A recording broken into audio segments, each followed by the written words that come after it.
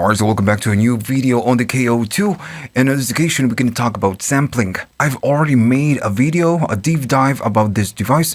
All the links are at the description. On this one, I'm just going to give you the basics of samplings and a couple of examples. Alright, so let me show you the basics first. You can sample through the integrated microphone that you have right here, or you can connect an input right there at the back and just sample from there. It could be your phone or maybe a synthesizer or whatever it is that you want to sample. Now in this case, I'm going to be going to the group number D, where I have no information on the pads right here. So if I go to main and I just press them, I have nothing. Now to sample, what you need to do, you need to press the button sample.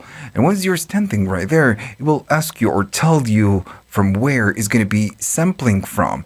And when you press a pad, it will start sampling. Now there's a little bit more to this. You have options with the plus, the minus, and the plus. So if you go to minus, you will stay, or plus, it will give you different options for the integrated microphone. But the most important parts are going to be this one, the X and the Y. The X is going to control the level of how hot you're going to be recording the sample. It's the input level.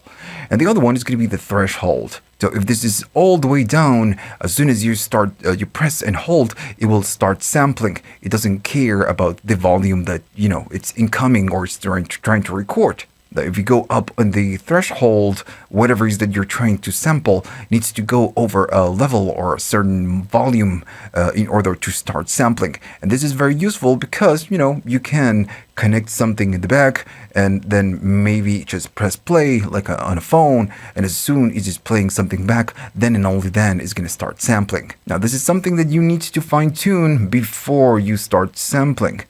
In this case, I'm just going to go maybe just almost 50%. So now the only thing you need to do is to press and hold the pad, and it will record the sample and store it on this position or whatever button or position or pad that you press and hold. And I'm going to bring the best, keyboard that the humanity can give you. Now I'm going to go up on the threshold. Maybe I'm going to go really hard. So as soon as I press it, notice that nothing happens, and I'm doing some talking, so my voice is not loud enough to start the sampling. Now if I press this, maybe it's loud enough, maybe not that much. Let's try now.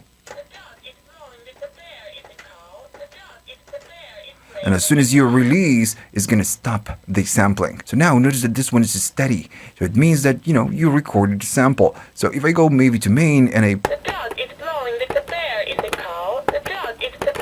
we got the sample. That's good. That's fine. Right, so, that's how it works. Now, if you don't like what you sampled, you can retake it. But there's a thing that you need to know. When you record something to a pad, the device, what will do, by default, it will go to an empty slot. It will find an empty slot, and it's going to store the sound, the sample, right there. In this case, if I go to sound and I check where it's doing it on the 560. Maybe on your device it's going to be like, maybe I was standing on this slot number. Maybe on your device it's going to be like the 32 or the 33 or something like that. If you didn't upload samples to this device. So again, it's just going to find the empty slot and it's going to put it there. Now, if you don't like it, you don't like what you did, what you will need to do is to erase it, because resampling will not erase the sample that you don't want. Now, if you want to erase a sound, once you're standing on the sound mode, you need to go to erase, hold it, and then hold sound, and it will remove and delete completely that sample. Now, this is very destructive, so you need to make sure that you want to delete it because you delete it for good. So I'm going to hold erase because I don't want to sample, and I'm going to be holding the sound, and it says sound, and then delete, and if I go here, it's just not there anymore. Now, what if I want to choose first where I want to store my sample? Well, you can do it. When you're standing on sound, right here, you need to stand on sound, and you need to select maybe an empty slot. Notice that we have an empty slot. Now, I'm going to be holding the sound, and I need to enter with the keypad the slot where I want to store it. I'm going to do, I don't know, 705, something like this. I'm going to release the sound in 3, 2, 1, and notice that this stays on blinking. So now when we go to sample, and I'm going to turn the keyboard on, we can start the sampling. If I release it and then go back to main, we get the sample. If I go back to sound, we can see that it's on 705. So you can select the slot. The only difference is that you need to do it beforehand. All right, so that's how sampling works. In this case, I'm just going to delete this crap. I'm going to go over here, just kaboom it. This is how it works. It's pretty simple, pretty easy to use.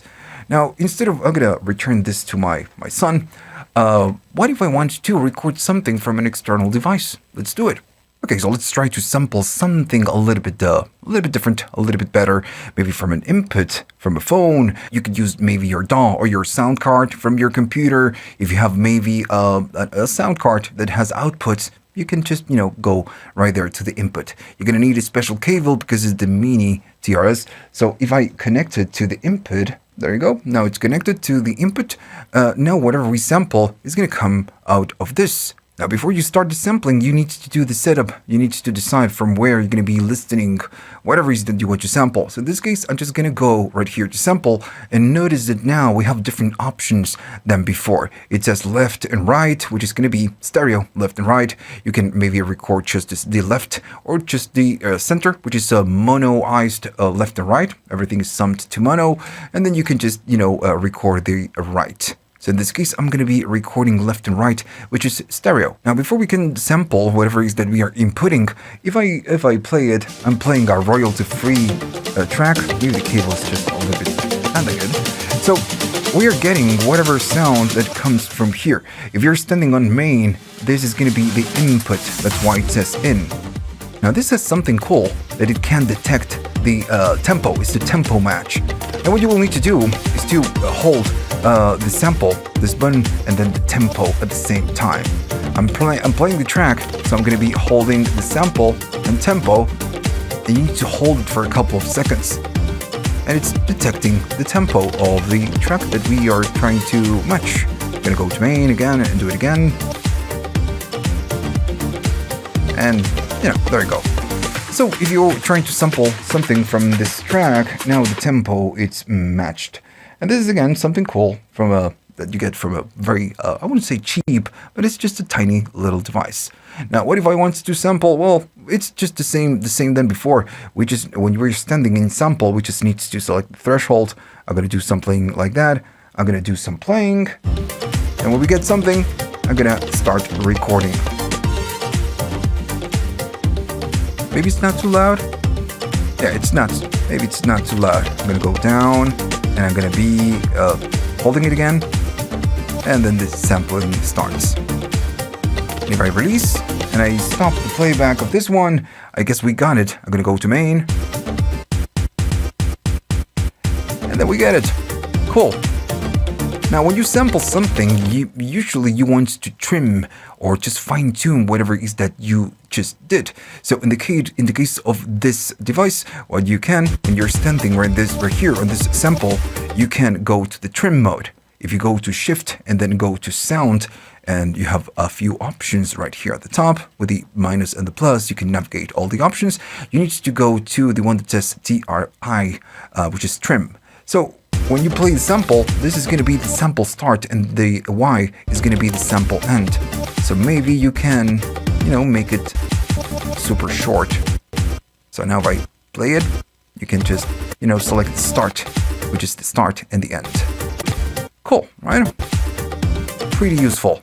Now, still, sometimes doing the start and end from this device, it's not so fun because you don't have a visual reference of the waveform. So if you're connected through USB just like me, you have access to the sample tool, which is the companion app of this device. It's a web app, so you don't need to install it. It's just going to run on your browser. Now, if we go to sound, I can see that I've recorded this sample on the same one than before, the 705. So on the actual application, if I go to the 705 and if I take a look, it's going to be right there, 705.